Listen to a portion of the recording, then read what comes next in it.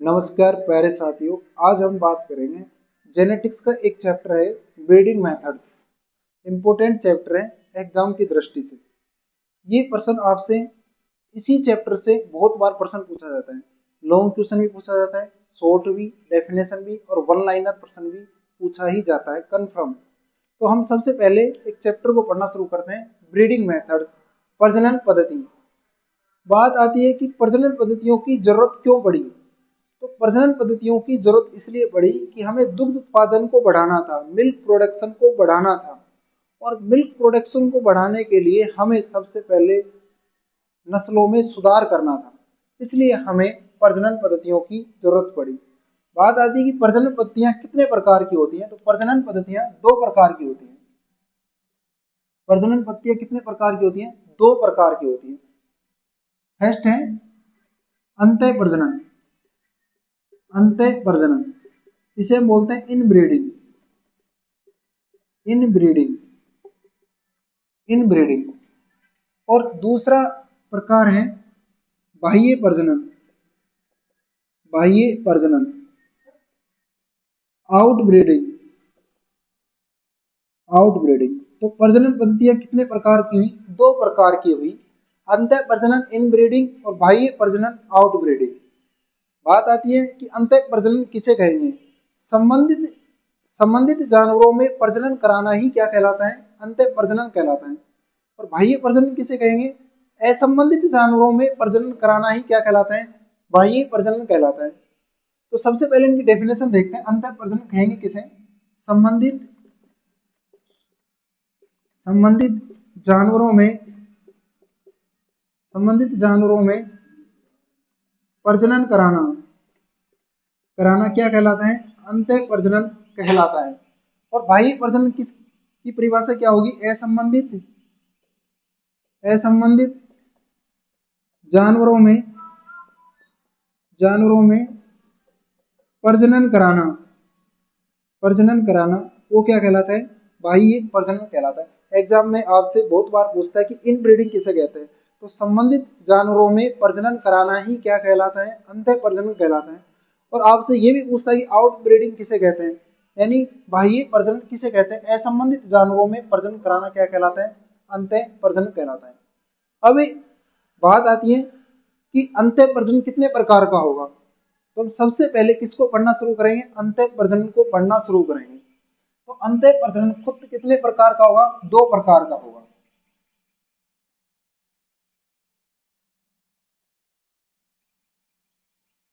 तो हम सबसे पहले किसको पढ़ना शुरू करेंगे?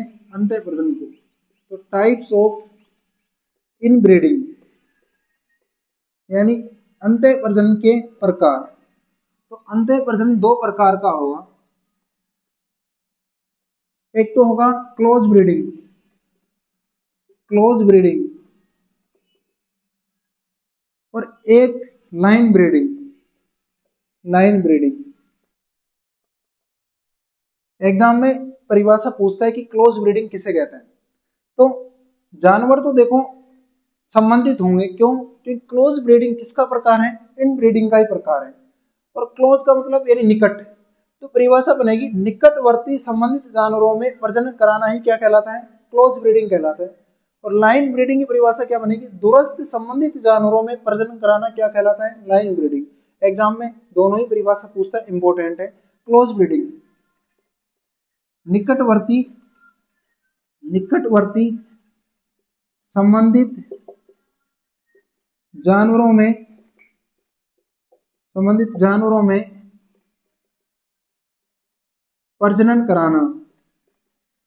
प्रजनन कराना क्या कहलाता है? क्लोज ब्रीडिंग कहलाता है। जैसे एग्जांपल देखो, फुल सीब मेटिंग, यानी सगे भाई बहन में प्रजनन कराना। सगे भाई बहन में प्रजनन कराना। या फिर एग्जांपल हो सकता है पिता और पुत्री में प्रजनन कराना। या फिर एग्जांपल हो सकता है माँ और पुत्र में प्रजनन कराना। देखो सगे भाई बहन में प्रजनन कराना। देखो सगे भाई बहन दोनों कैसे हुए, संबंधित तो हैं लेकिन इनका रिलेशन कैसा है, बिल्कुल क्लोज का है। फिर पिता और पुत्री दोनों संबंधित तो हैं लेकिन रिलेशन कैसा है, बिल्कुल निकट है। और माँ और पुत्र ये भी दोनों कैसे हैं, संबंधित हैं और इनका रिलेशन कैसा है, बिल्कुल क्लोज का है।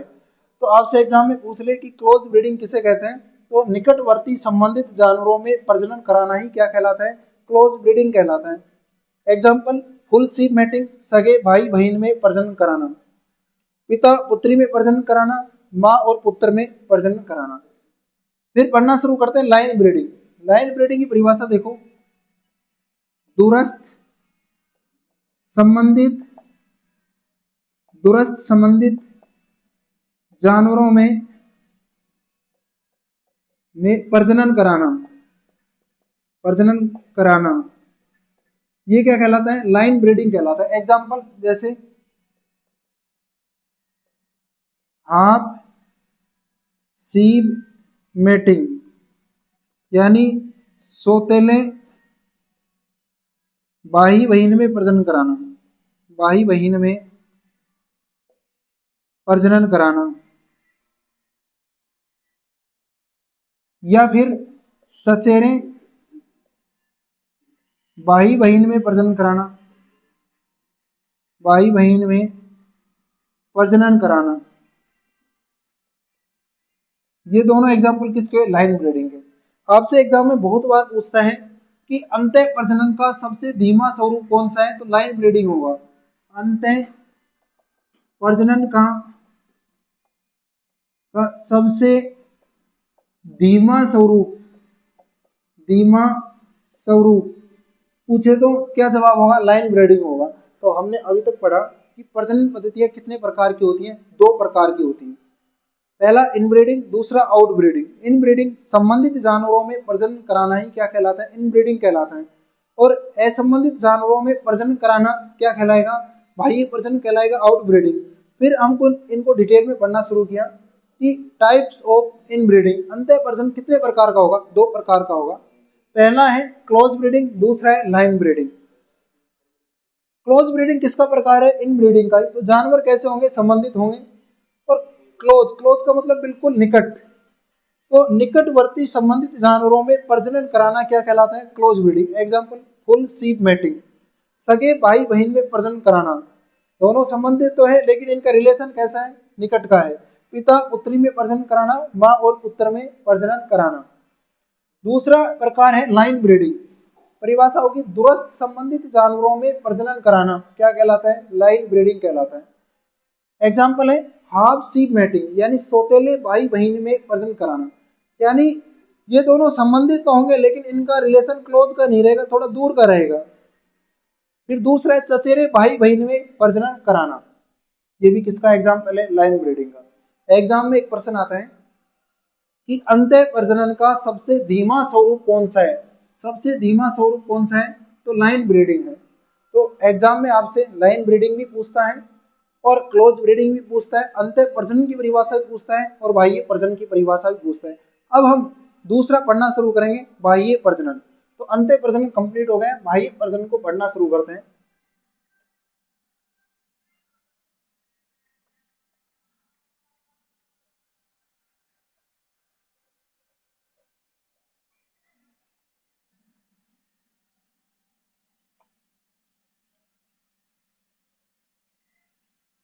बी पॉइंट है टाइप्स ऑफ आउटब्रीडिंग। आउटब्रीडिंग यानी बाह्य प्रजनन के प्रकार। बाह्य प्रजनन का पहला प्रकार है आउट क्रॉसिंग, आउट क्रॉसिंग। दूसरा प्रकार है ग्रेडिंग अप, ग्रेडिंग अप या अपग्रेडिंग। तीसरा है टॉप क्रॉसिंग, टॉप क्रॉसिंग। चौथा प्रकार है क्रॉस ब्रीडिंग, क्रॉस ब्रीडिंग। और पांचवा है स्पीसीज हाइब्रिडाइजेशन, स्पीसीज हाइब्रिडाइजेशन यानी प्रजातीय संकरण। तो बाह्य प्रजनन को हम पढ़ना शुरू करते हैं। बाह्य प्रजनन का पहला प्रकार होगा आउट क्रॉसिंग, दूसरा प्रकार होगा ग्रेडिंग अप या अपग्रेडिंग, तीसरा है टॉप क्रॉसिंग, चौथा है क्रॉस ब्रीडिंग और पांचवा है स्पीसीज हाइब्रिडाइजेशन यानी प्रजातीय संकरण। वन लाइनर प्रश्न देखो जो आपसे सीधा सीधा पूछ लेता है, आपसे एग्जाम में कई बार पूछता है कि बाह्य प्रजनन का सबसे सरल या आसान तरीका कौन सा है। बाह्य प्रजनन का सबसे सरल और आसान तरीका कौन सा है, तो सही जवाब क्या होगा, आउट क्रॉसिंग होगा। तो बाह्य प्रजनन का सबसे सरल आसान तरीका पूछे तो आउट क्रॉसिंग होगा। एग्जाम में बहुत बार आता है कि बाह्य प्रजनन का सबसे दुरुस्त या सबसे कठिन तरीका कौन सा है। बाह्य प्रजनन का सबसे दुरुस्त ओब्लिक कठिन तरीका कौन सा है, प्रजातीय संकरण है। एग्जाम में पहले भी ये प्रश्न 1 से 2 बार आया हुआ है कि बाह्य प्रजनन का सबसे दुरुस्त तरीका कौन सा है, तो स्पीसीज हाइब्रिडाइजेशन प्रजातीय संकरण है। एग्जाम में पूछता है कि नई नस्ल तैयार करनी है, नई नस्ल न्यू ब्रीड तैयार करने के लिए कौन सी प्रजनन पद्धति काम में लेते हैं, तो कौन सी लेते हैं, क्रॉस ब्रीडिंग काम में लेते हैं। कौन सी काम में लेते हैं, क्रॉस ब्रीडिंग काम में लेते हैं। एग्जाम में पूछते हैं आप लोगों से कि शुद्ध नस्ल तैयार करने के लिए, प्योर ब्रीड शुद्ध नस्ल तैयार करने के लिए कौन सी प्रजनन पद्धति काम में लेते हैं, तो ग्रेडिंग अप काम में लेते हैं। तो ये वन लाइनर प्रश्न थे जो सीधे एग्जाम में पूछे जाते हैं कि बाह्य प्रजनन का सबसे सरल तरीका, सबसे आसान तरीका कौन सा है, आउट क्रॉसिंग है। आपसे एग्जाम में पूछ लें कि शुद्ध नस्ल तैयार करनी है तो कौन सी प्रजनन पद्धति काम में लेते हैं, ग्रेडिंग अप काम में लेते हैं। आपसे एग्जाम में पूछ लेते हैं कि नई नस्ल तैयार करनी है तो कौन सी प्रजनन पद्धति काम में लेते हैं, तो क्रॉस ब्रीडिंग काम में लेते हैं। और एग्जाम में आपसे बहुत बार पूछता है कि बाह्य प्रजनन का सबसे दुरुस्त तरीका या सबसे कठिन तरीका कौन सा है, तो स्पीसीज हाइब्रिडाइजेशन है, प्रजातीय संकरण है। अब सबसे पहले हम किसको पढ़ना शुरू करेंगे, आउट क्रॉसिंग को पढ़ना शुरू करेंगे। पहला प्रकार आउट क्रॉसिंग, इसको डिटेल से पढ़ते हैं।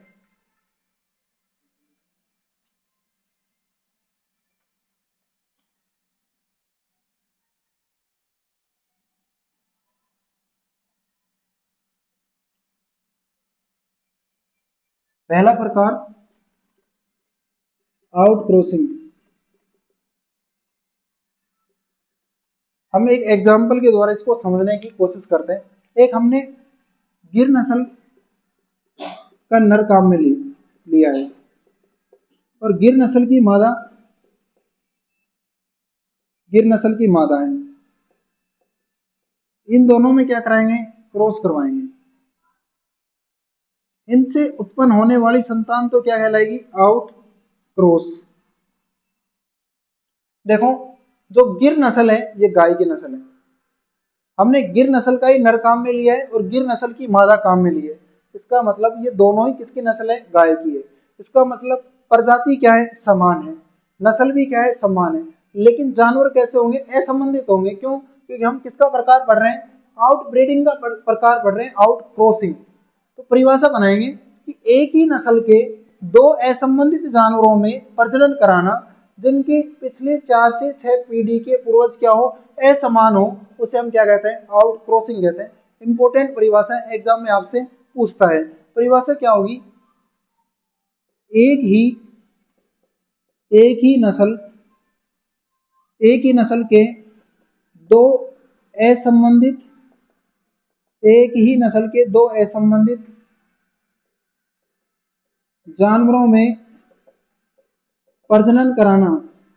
जानवरों में प्रजनन कराना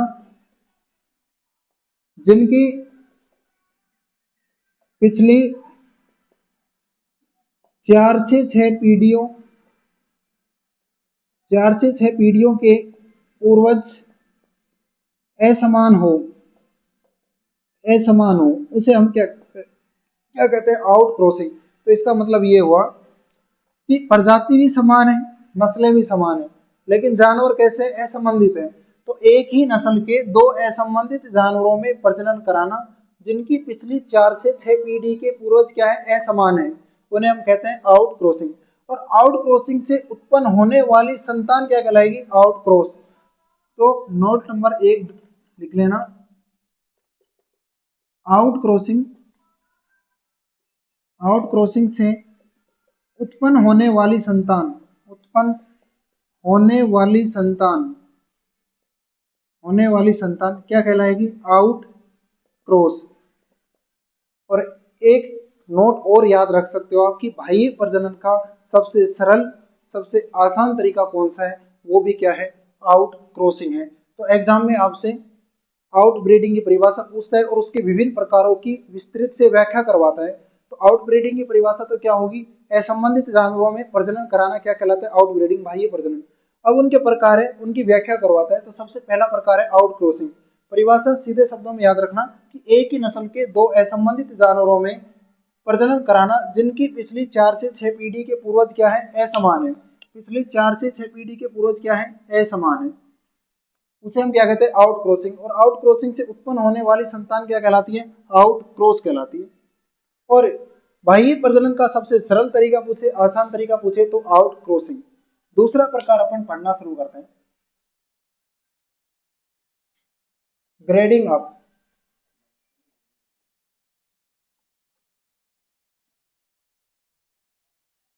ग्रेडिंग अप,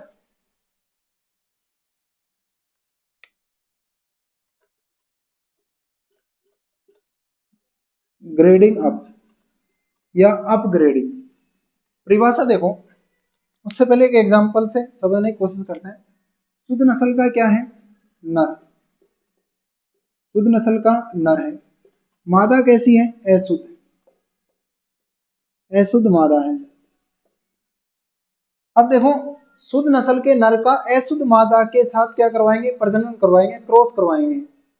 पीढ़ी दर पीढ़ी क्रॉस करवाएंगे। कितनी तक? 7 से 8 पीढ़ी तक, ताकि हमें शुद्ध नस्ल की मादा तैयार हो सके। तो शुद्ध नस्ल के नर का अशुद्ध मादा के साथ क्या करवाएंगे भाई? शुद्ध नस्ल की क्या है? मादा। इनका क्या करवाएंगे? क्रॉस करवाएंगे। माना इनसे संतान उत्पन्न हुई एक्स। अब इस एक्स का क्रॉस वापस किससे कराएंगे? शुद्ध नस्ल के नर से। माना इनसे संतान पैदा हुई वाई। अब इस वाई का क्रॉस वापस हम करवाएंगे किससे? शुद्ध नस्ल के नर से। माना जेड संतान पैदा हुई। अब देखो, हम क्या करवा रहे हैं? पीढ़ी दर पीढ़ी प्रजनन करवा रहे हैं। परिभाषा क्या बनेगी? शुद्ध नस्ल के नर का अशुद्ध मादा के साथ पीढ़ी दर पीढ़ी प्रजनन कराना, ताकि 7 से 8 पीढ़ी में शुद्ध नस्ल की मादा तैयार हो सके। उसे हम क्या कहते हैं? ग्रेडिंग अप कहते हैं या अपग्रेडिंग। एग्जाम में पूछ रहा है कि शुद्ध नस्ल तैयार करनी है तो कौन सी प्रजनन पद्धति काम में लेते हैं? तो ग्रेडिंग अप काम में लेते हैं। परिभाषा देखो इसकी, जो एग्जाम में पूछता है आपसे।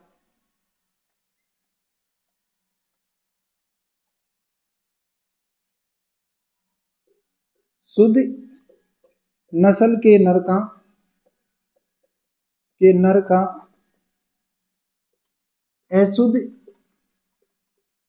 अशुद्ध मादा के साथ पीढ़ी दर पीढ़ी प्रजनन कराना, ताकि 7 से 8 पीढ़ी में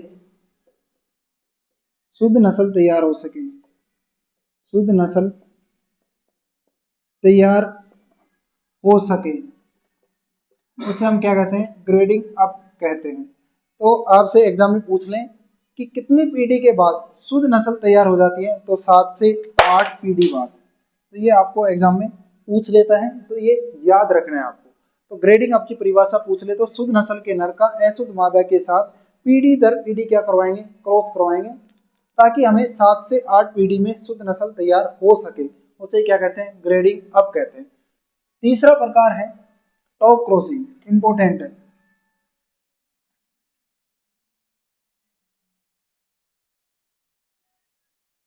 तीसरा प्रकार है top crossing. Top crossing, top crossing की परिभाषा होगी शुद्ध नस्ल के नर का अशुद्ध मादा के साथ एक पीढ़ी तक ही प्रजनन कराना। और जो ये टॉप क्रॉसिंग होगा, ये किसके समान होगा? ग्रेडिंग अप के समान होगा। क्यों?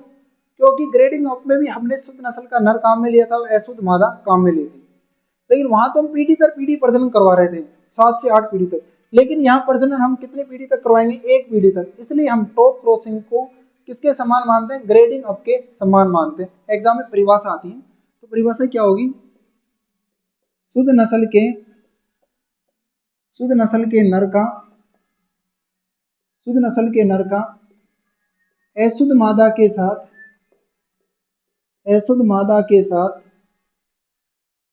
एक पीढ़ी तक ही प्रजनन कराना क्या कहलाता है, टॉप क्रॉसिंग कहलाता है। इंपोर्टेंट परिभाषा थी। और टॉप क्रॉसिंग ग्रेडिंग अप के समान है।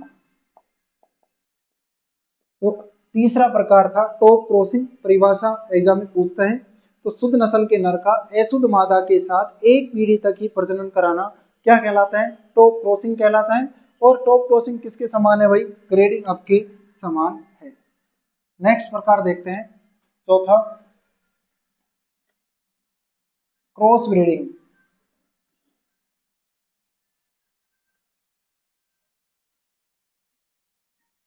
क्रॉस ब्रीडिंग एग्जाम्पल से समझने की कोशिश करते हैं इसको। जैसे एक एचएफ नस्ल है, एक थारपारकर है। जब इन दोनों में हम क्रॉस करवाएंगे तो एक नई नस्ल, एक क्रॉस ब्रीड तैयार होगी, करन प्राइस। ठीक है, अब देखो ये एचएफ है, ये भी गाय की नस्ल है, थारपारकर भी किसकी नस्ल है, गाय की है। इसका मतलब प्रजाति तो क्या है, समान है, लेकिन एचएफ गाय की विदेशी नस्ल है, जबकि थारपारकर गाय की देसी नस्ल है। तो नस्लें क्या हुई, अलग अलग। यानी एक ही प्रजाति की 2 अलग अलग नस्लों के बीच क्रॉस करवाना क्या कहलाता है, क्रॉस ब्रीडिंग कहलाता है। और नई नस्ल तैयार करनी हो, यानी न्यू ब्रीड तैयार करनी हो, तो कौन सी प्रजनन पद्धति काम में लेते हैं, क्रॉस ब्रीडिंग काम में लेते हैं। तो परिभाषा देखो, एक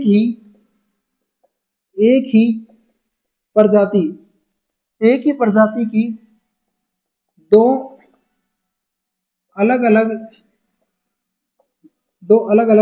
नस्लों के बीच प्रजनन कराना क्या कहलाता है, क्रॉस ब्रीडिंग। यानी प्रजाति तो एक होगी लेकिन नस्लें अलग अलग होंगी, और उनके बीच क्रॉस करवाते हैं, उसे हम क्या कहते हैं, क्रॉस ब्रीडिंग। एग्जाम्पल एचएफ और थारपारकर, जब इन दोनों में क्रॉस करवाया तो नई नस्ल कौन सी तैयार हुई, करन फ्राइस। अब देखो एक चीज हम देखते हैं कि विदेशी नस्लों में दुग्ध उत्पादन तो ज्यादा होता है। जो विदेशी जो नस्लें होती है ना, इनमें दुग्ध उत्पादन तो क्या होता है, ज्यादा होता है, लेकिन प्रतिरक्षा यानी रोगों से लड़ने की जो क्षमता होती है, रोग प्रतिरोधक क्षमता, ये क्या होती है, कम होती है। जबकि जो देसी नस्लें होती हैं उनमें दुग्ध उत्पादन तो क्या होता है, कम होता है, लेकिन रोगों से लड़ने की जो रोग प्रतिरोधक क्षमता यानी प्रतिरक्षा, ये क्या होती है, ज्यादा होती है। जब एचएफ और थारपारकर में क्रॉस करवाएंगे तो जो नई नस्ल तैयार हुई, करन फ्राइस, इनमें इनके क्या आएंगे, करैक्टर आएंगे माता पिता के। तो एचएफ से तो करैक्टर किसका है, दुग्ध उत्पादन का। तो दुग्ध उत्पादन इस नस्ल का क्या रहेगा, ज्यादा। और थारपारकर से कौन सा करैक्टर आएगा, अच्छा, प्रतिरक्षा का। तो इसकी प्रतिरक्षा भी क्या होगी, ज्यादा। ठीक है भाई, इस करन फ्राइस नस्ल की। अब देखो एक चीज आपने देखी कि जो बच्चा है, जो संतान है, ये अपने माता पिता से बेहतर हुई या नहीं हुई, अच्छी हुई या नहीं हुई। क्यों, क्योंकि इसका दुग्ध उत्पादन तो ज्यादा था लेकिन प्रतिरक्षा क्या है, कम है। और यहाँ दुग्ध उत्पादन कम है लेकिन प्रतिरक्षा ज्यादा है। लेकिन जो करन फ्राइस है, जो संतान है, इसका दुग्ध उत्पादन भी ज्यादा है और रोग प्रतिरोधक क्षमता भी क्या है, ज्यादा है। तो एग्जाम में कई बार पूछता है क्रॉस ब्रीडिंग के फायदे। तो क्रॉस ब्रीडिंग के 2 फायदे होंगे, एक तो ब्रीड कॉम्प्लीमेंटेशन और एक होगा हेट्रोसिस। तो पहला तो होगा कि 2 अलग अलग नस्लों के अच्छे अच्छे लक्षणों का एक ही नस्ल में समाहित हो जाना, वो कहलाएगा ब्रीड कॉम्प्लीमेंटेशन। पहला फायदा क्रॉस ब्रीडिंग का ये है। दूसरा फायदा है कि संतान का या बच्चों का अपने माता पिता से बेहतर होना, हेट्रोसिस या हाइब्रिड वैगर कहलाता है। तो दो फायदे हो गए किसके, क्रॉस ब्रीडिंग के। तो एक बार क्रॉस ब्रीडिंग के फायदे देख लो, फायदे देख लो।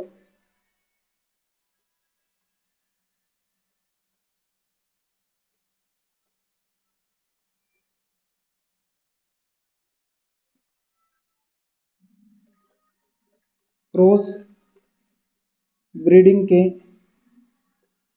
फायदे, क्रॉस ब्रीडिंग के फायदे। पहला फायदा देखो, ब्रीड कॉम्प्लीमेंटेशन। पहला फायदा होगा ब्रीड कॉम्प्लीमेंटेशन। परिभाषा क्या होगी, दो अलग अलग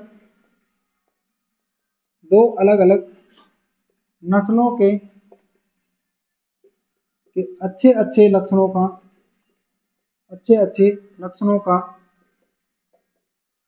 तो एक ही नस्ल में, एक ही नस्ल में समाहित होना, समाहित होना क्या कहलाता है, ब्रीड कॉम्प्लीमेंटेशन। इसका मतलब क्रॉस ब्रीडिंग का एक फायदा तो ये है। एक फायदा और है दूसरा, हेट्रोसिस। हेट्रोसिस इसे बोलते हैं हिंदी में संकर ओज, इसे हम बोलते हैं हाइब्रिड वैगर। इंपॉर्टेंट परिभाषा है, परिभाषा पूछता है। तो बच्चों का अपने माता पिता से बेहतर होना ही क्या कहलाता है, हेट्रोसिस। तो दूसरा फायदा ये हो गया, बच्चों का अपने माता पिता से बेहतर होना यानी सुपीरियर होना क्या कहलाता है, हेट्रोसिस कहलाता है। संकर ओज भी कहते हैं, एग्जाम में परिभाषा पूछता है संकर ओज या हेट्रोसिस लिख के देता है।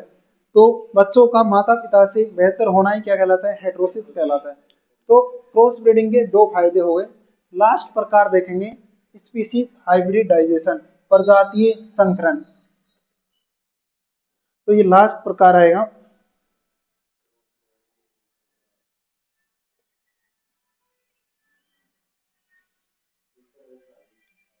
पांचवा प्रकार है स्पीसीज हाइब्रिडाइजेशन, प्रजातीय संकरण, प्रजातीय संकरण। परिभाषा देखो, प्रजातीय संकरण यानी दो अलग अलग प्रजातियों के बीच क्या होगा, प्रजनन होगा और इनसे उत्पन्न होने वाली संतान क्या होगी, बांझ होगी, स्टेराइल होगी। तो दो दो अलग अलग अलग अलग प्रजातियों के बीच प्रजनन कराना, प्रजनन कराना क्या कहलाता है, स्पीसीज हाइब्रिडाइजेशन कहलाता है। या फिर वन लाइनर वो खुद पूछता है तो ये लिख के देता है, दो अलग अलग जातियों के बीच क्रॉस करवाना या प्रजनन करवाना, वो भी क्या कहलाता है, प्रजातीय संकरण। और इनसे इनसे पैदा होने वाली संतान क्या होगी, बांझ होती है, बांझ होती है। तो एग्जाम में पूछ ले कि स्पीसीज हाइब्रिडाइजेशन से उत्पन्न होने वाली संतान क्या होती है, बांझ होती है। एक दो एग्जाम्पल भी आपको याद रखने हैं जो एग्जाम में पूछते हैं, उन्हीं पर मैं बात कर रहा हूँ। म्यूल, खच्चर, ये किस किस का क्रॉस है, और एक हिन्नी, ये दोनों एग्जाम में पूछ लेता है। तो जो म्यूल है वो घोड़ी और गधे का क्रॉस है, और हिन्नी पूछे तो घोड़े और गधी का क्रॉस है। तो ये दोनों एग्जाम में पूछ लेता है। तो मेयर और जैक का क्रॉस कौन है, खच्चर, और स्टेलियन और जिनेट का क्रॉस कौन है, हिन्नी है। एग्जाम में ये दोनों ही पूछता है, म्यूल किस किस का क्रॉस है और हिन्नी किस किस का क्रॉस है। परिभाषा भी इंपॉर्टेंट है, हम एक दो परिभाषाओं पर इनके अलावा और बात कर लेते हैं। जैसे अंत्य प्रजनन है, अंत्य प्रजनन से समयुग्मस्ता बढ़ती है और विषम युग्मस्ता घटती है, यानी समानता बढ़ती है और विषमता घटती है। ये भी एग्जाम में ये लाइन बहुत बार पूछता है, तो एक बार इसको भी हम नोट कर लेते हैं।